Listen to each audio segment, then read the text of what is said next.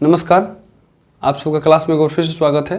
पिछले क्लास में हम लोगों ने बात किया था प्रश्नावली 2.2 के क्वेश्चन नंबर 1 के बारे में। ठीक है, इस कक्षा में हम लोग प्रश्नावली 2.2 के दूसरे नंबर क्वेश्चन पे बात करने वाले हैं। ठीक है, तो एक्सरसाइज 2.2 का क्वेश्चन नंबर 2 देखना।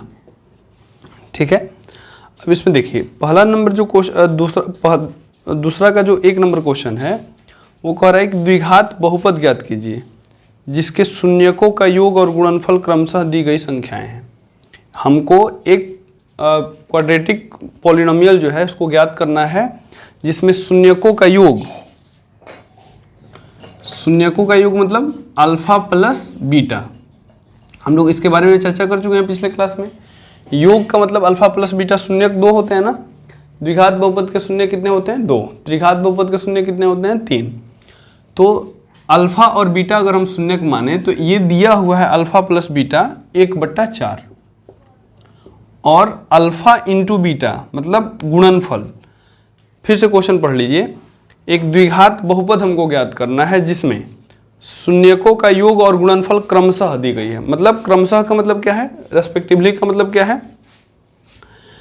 कि जो शून्यक का योग कह रहा है वो पहले होगा और जो गुणनफल कह रहा है वो बाद में होगा। तो दो संख्या दी हुई है 1/4 और -1, है ना। तो -1 जो हो जाएगा वो अल्फा इंटू बीटा हो जाएगा, मतलब गुणनफल शून्यकों का, और अल्फा प्लस बीटा यानी कि 1/4। अब देखिए हम लोग जानते हैं क्या कि एक फॉर्मूला थोड़ा सा आप लिख लीजिए। द्विघात समीकरण का फॉर्मूला होता है समीकरण बराबर x² minus alpha plus beta into x, ठीक है, और प्लस अल्फा इंटू बीटा।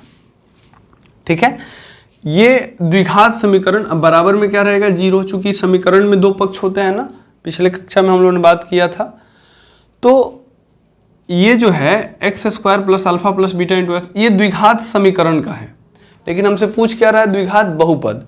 बहुपद में ये एक पक्ष को हटा देंगे तो क्या बन जाएगा? समीकरण बन जाएगा। देखिए कैसे, या x² की जगह पे x² minus alpha plus beta की जगह पे क्या दिया है? 1/4।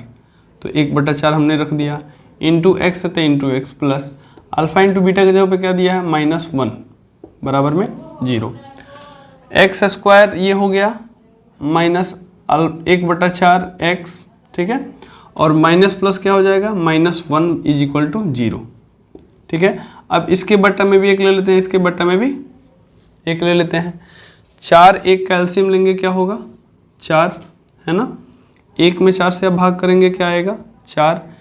4 में x² से गुना करेंगे 4x², ठीक है, माइनस 4 में 4 से भाग कीजिएगा 1, 1 में x से गुना कीजिएगा x ही होगा ना, माइनस 1 में फिर 4 से भाग कीजिए 4 आएगा, 4 में 1 से गुना कीजिए 4 = 0। अब यहाँ से अगर हम देखें तो 4x² माइनस x माइनस 4 = ये 4 भागा में है, इधर जाएगा तो क्या हो जाएगा? 0 × 4, है ना। तो यहाँ से थोड़ा सा इधर देख लीजिए आप लोग कि यहाँ हो गया 4x² माइनस x माइनस 4 = 4 में जब 0 से गुना करेंगे क्या होगा? 0। तो हम लोगों ने द्विघात समीकरण निकाला 4x² माइनस x माइनस 4, ठीक है। इसके बाद हम लोगों को क्या करना है? द्विघात बहुपद निकालना है ना। तो द्विघात इक्वेशन का ये फॉर्मूला हो गया क्वाड्रेटिक इक्वेशन का। अब क्वाड्रेटिक जो पॉलिनोमियल है लिखेंगे, केवल ये 0 को हटा देंगे तो ये हमारा पॉलिनोमियल बन जाएगा। द्विघात बहुपद बराबर 4x² माइनस x माइनस 4, ठीक है, आंसर। ये हमारा केवल, चूंकि बहुपद में केवल एक पक्ष होता है और उसका पावर क्या होता है? हमेशा होल नंबर। तो ये क्वेश्चन आसान था बहुत ही। अगले क्वेश्चन की तरफ हम लोग बढ़ते हैं। देखिए 2 नंबर जो क्वेश्चन है उसमें क्वेश्चन तो सेम टू सेम है कि हमको द्विघात बहुपद ज्ञात करना है जिसमें शून्यकों का योग जो सम ऑफ जीरोज है और प्रोडक्ट ऑफ जीरोज है वो दिया हुआ है रेस्पेक्टिवली। ये √2 दिया है और 1/3, ठीक है। तो ध्यान में रखना है जो पहले दिया है ना उसको क्या मानेंगे, यहाँ पे कह रहा है शून्यकों का योग सम ऑफ जीरोज, तो अगर शून्यकों का योग पहले है तो उसको पहले वाला मान लेंगे अल्फा प्लस बीटा बराबर √2, ठीक है। चूंकि इसमें कह रहा है शून्यकों का योग और गुणनफल क्रमशः मतलब क्रम के अनुसार, पहले अगर योगफल है तो योगफल के बारे में बात हो रही है, बाद में गुणनफल है तो यहाँ ये जो बाद वाली संख्या वो गुणनफल हो जाएगी। अल्फा इंटू बीटा बराबर 1/3, ठीक है। अब हमको सेम टू सेम वही फॉर्मूला लगाना है, द्विघात समीकरण बराबर, द्विघात समीकरण का फॉर्मूला क्या होता है, x² minus alpha plus beta into x plus alpha into beta, ठीक है। तो यहाँ देखिए x² minus alpha plus beta का वैल्यू क्या होगा, अल्फा प्लस बीटा का वैल्यू यहाँ दिया हुआ है √2 इंटू एक्स प्लस 1/3, है ना। अल्फा इंटू बीटा का वैल्यू हम लोगों ने रख लिया, यहाँ से x² माइनस √2x प्लस, अच्छा इन सब का एलसीएम हम लोग ले सकते हैं ना, इसके बट्टा में भी 1, इसके बट्टा में भी 1, तो 3 और 1 का एलसीएम क्या होगा 3, है ना। तो 1 में 3 से भाग करेंगे कितना आ जाएगा 3x² माइनस 1 में फिर 3 से भाग करेंगे कितना आएगा 3, या 3 में √2 से गुना करेंगे कितना आएगा 3√2x प्लस 3 में 3 से भाग करेंगे 1 में 1 से गुना करेंगे 1, है ना। अब देखिए यहाँ से, अच्छा बराबर में सबके 0 रहेगा ना, बराबर में यहाँ पे चूँकि द्विघात समीकरण है, ये भागा में है इधर जाएगा तो गुना में बदल जाएगा, या 3x² माइनस 3√2x प्लस में 1 बराबर में 3 इंटू 0 क्या हो जाएगा 0। अब हमको बहुपद लिखना है तो केवल ये 0 को हटा देंगे, ये हमारा बहुपद हो गया। समझ में आ रहा है। तो ऐसे ही अगर क्वेश्चन दिया रहे, ध्यान से ये भी पढ़ लेना है, कभी कभी क्वेश्चन में क्या करता है कि शून्यकों का गुणनफल और योगफल दे देगा, यहाँ चेंज कर देगा। तो अगर ऐसा लिख दे कि शून्यकों का गुणनफल और योगफल दिया हुआ है तो पहले वाला गुणनफल हो जाएगा, बाद वाला योगफल हो जाएगा।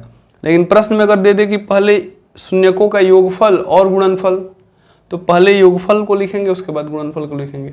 क्वेश्चन में देख लीजिएगा कोई चेंजिंग ना किया हो, इसीलिए क्वेश्चन आप पढ़ के उसको उत्तर दें। इसको मैं मिटा रहा हूँ, या स्क्रीनशॉट आप ले लीजिए।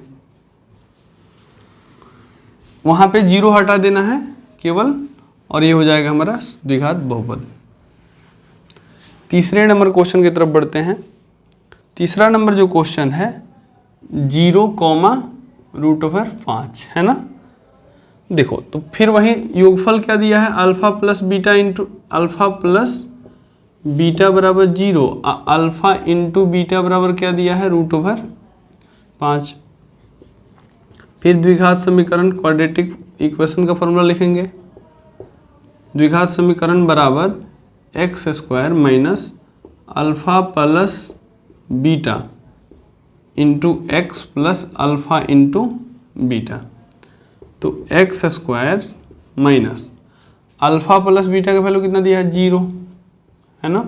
0 में x से आप गुना करेंगे क्या होगा 0 ही होगा, प्लस अल्फा प्लस बीटा का वैल्यू कितना दिया अल्फा इंटू बीटा का √5, तो ये तो पूरा 0 हो गया। x² प्लस में क्या है √5 आंसर। अच्छा बराबर में ये सब 0 देंगे, ठीक है।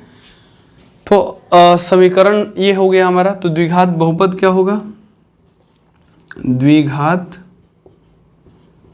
बहुपद बराबर x² प्लस √5। ऐसे ही आशा करता हूँ कि आप सब बना लेंगे, कोशिश करना। अगले क्लास में नेक्स्ट जो क्वेश्चन है उसके साथ मिलते हैं, तब तक के लिए जय हिंद।